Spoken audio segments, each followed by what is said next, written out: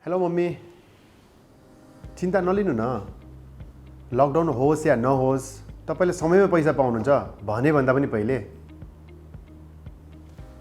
म यति कन्फिडेन्टली किन भनिरहेको छु?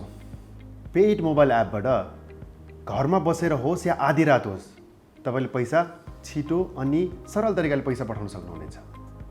म भन्छु कसरी।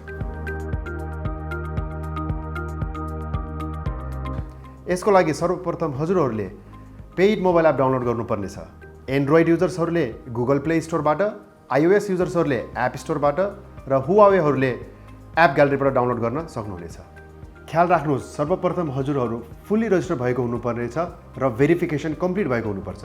त्यसपश्चात तपाईँ होम स्क्रिनमा जानुहोस्, जहाँ ट्रान्सफर अप्सनमा क्लिक गर्नुहोस्, जुन हजुरहरूको स्क्रिनको तल्लो भागमा भेटिनेछ। यहाँ आएर हजुरहरूलाई पैसा पठाउने माध्यमहरूको अप्सन्स निकै आउँछ, जस्तै मनीग्राम, ब्याङ्क ट्रान्सफर, अन्य देशको एपहरू जस्तै नेपालको ई-सेवा। ब्याङ्क ट्रान्सफर सिलेक्ट गर्नुहोस्। हजुरको स्क्रिनमा पेड डिजिटल वालेट ब्यालेन्स आइसकेपछि कति पैसा पठाउने हो तपाईँले त्यति रकम भर्न सक्नुहुन्छ। त्यो दिनको कन्भर्सन रेट पनि हजुरले स्क्रिनमा देख्न सक्नुहुनेछ। नेक्स्ट बटन क्लिक गरिसकेपछि हजुरहरूलाई रेसिपिएन्टको डिटेल्स भर्नको लागि भनिनेछ। हजुरले भरेको डिटेल्सलाई एकचोटि दोहोऱ्याएर हेर्नुहोस् र ट्रान्सफर बटन कन्फर्म गर्नुहोस्। यहाँ आएर हजुरहरूलाई एक्नोलेजमेन्ट पेज देखिनेछ, जहाँ हजुरहरूले पेड रेफरेन्स नम्बर पाउनुहुनेछ।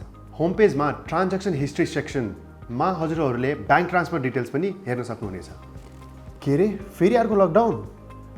चिन्ता लिनु पर्दैन मम्मी, हजुरको अकाउन्टमा मैले पर्याप्त रकम पठाइदिइसकेको छु। जिन्दगी सजिलो बनाउनुहोस्, आफ्नो र आफ्नो परिवारको। पेड मोबाइल एप अहिले नै डाउनलोड गर्नुहोस्। The digital wallet you need every day.